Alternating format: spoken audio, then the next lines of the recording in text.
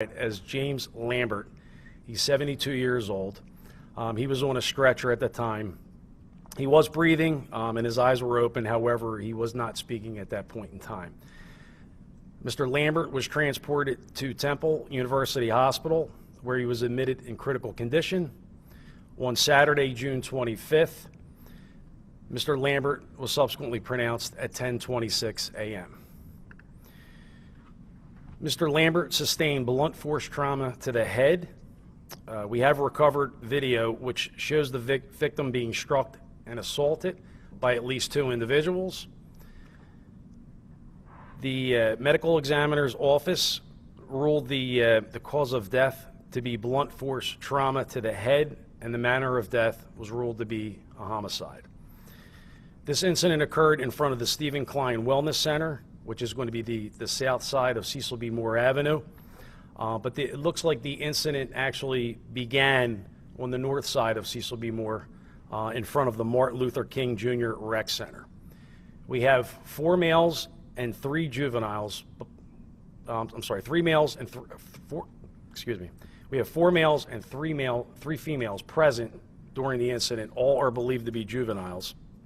Only 2, however, are actually observed participating in the assault of Mr. Lambert. Mr. Lambert was ultimately found on the southeast corner of 22nd and Cecil B. Moore Avenue. At this point in time, no suspects have been developed, and we are asking for the public's assistance in helping us identify those 7 juveniles who were present during the incident. So with that, I'll open it up to questions. So it was 2:30 in the morning, or just after 2:30 in the morning.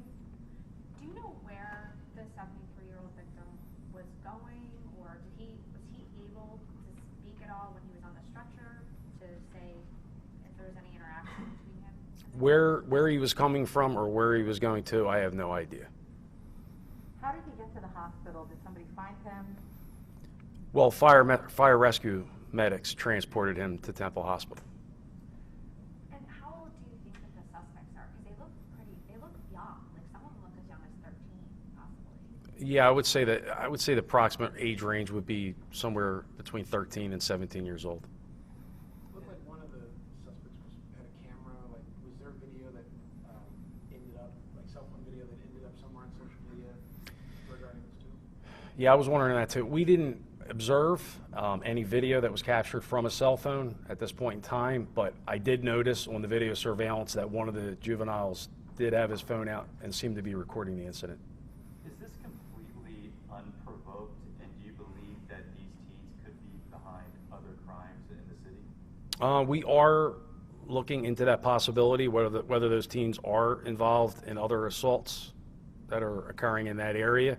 I can't be more specific than that because they're not my investigation or our unit's investigation. But your initial question, did Mr. Lambert provoke the attack? Yeah, we don't have any reason to believe that that was the case. There's been a lot of incidents in the area, and there was a recent incident at 16th and Mount Vernon. Some of those kids were connected to Youth Emergency Services. Is there any connection with that facility or with any other kind of group home type of facility? Yeah, I don't know that to be the case. I'd have to do some research on that. Being that these suspects are so young, especially the 2 that you say participated in this, what type of charges could they be facing once they're identified and you guys find them? Well, they could be charged with homicide, of course. Could the ones that, even if you didn't see them actually in the act, could they be charged with conspiracy? Well, that would be up to the DA's office to determine who would be charged with what. There was one juvenile that I observed attempt to intervene with the second striking of the decedent. So that when the incident originated, they were on the north side of Cecil B. Moore, okay? You can see that you observe the decedent crossing the street. He's going towards the south side, all right? The largest of the males is the first person that I see on video striking Mr. Lambert from behind with that construction cone.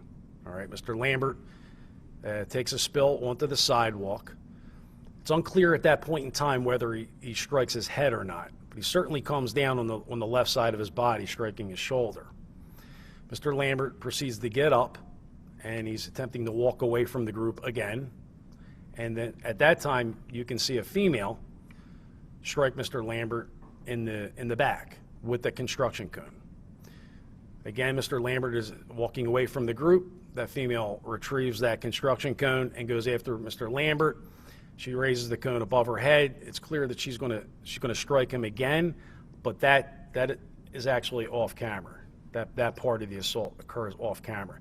Now, if Mr. Lambert is assaulted further, that's all off out of camera view. Do you have any message for the kids that maybe didn't get involved and didn't hit Mr. Lambert and tried to stop it, if they're watching, about what they might do now?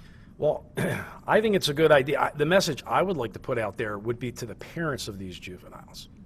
If they are aware that their son or daughter is involved in this incident, I think that the best course of action would be for them to contact an attorney and then contact the homicide unit and make arrangements to have themselves turned in.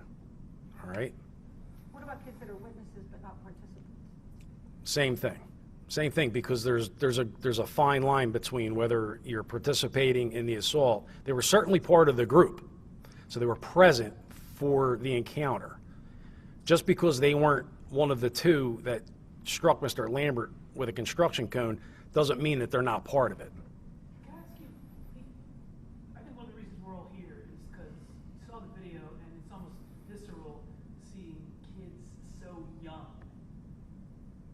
beat up this man.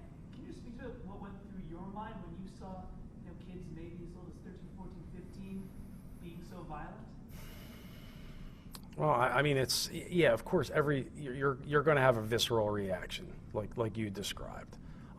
You see these videos day in and day out. You know what I mean? You gain somewhat of an immunity to it, but it's still. I mean, it is horrible. It's a horrible occurrence.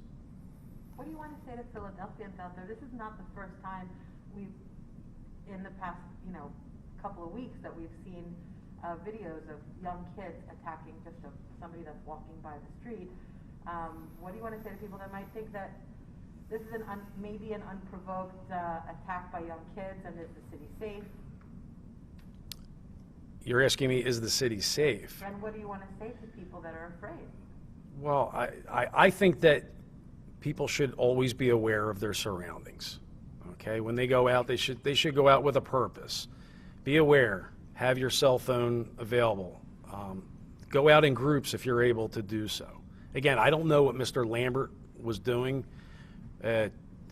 just prior to and leading up to this incident, but he was by himself, and he was encountered by a large group of 7 individuals.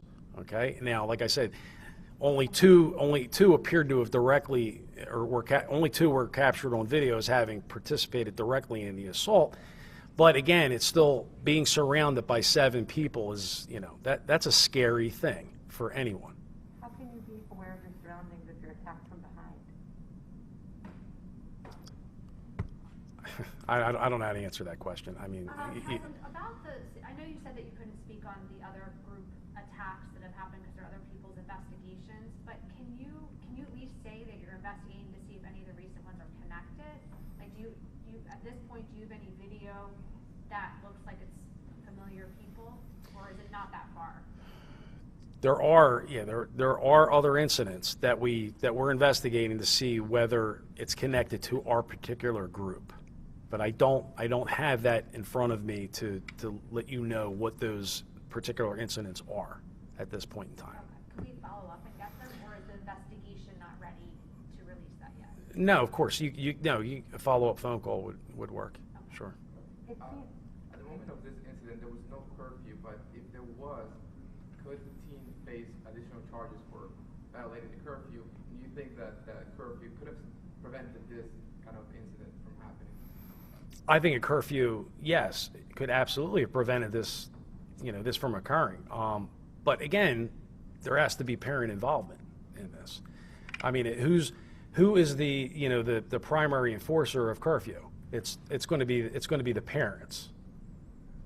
Well, could they face either the parents or the team? Can they face any additional charges for it? Yeah, that question I'm not going to be able to answer. There seems to be an assumption that there are parents. Some of these incidents were kids that came from a group home. I mean, can you speak to that? What if there are no parents for other incidents? Well, there are always going to be responsible persons for the custody of juveniles. So if they are acting in loco parentis, then it's ultimately they're responsible, I would imagine. Okay. Thank you. I'm sorry, I didn't catch the man's name. I might, can you repeat? It's going to be James Lambert. He's 72 years old. Is he 72 or 73? Because we got conflicting. What is his date of birth? I have 1948, September of 1948. 73? All right, my apologies. Okay. Yeah, we don't always get it right on our white papers. And he's a resident of the. Yes, that's correct. And you don't know anything about these kids, where they live or who they are? Not yet. They haven't been identified.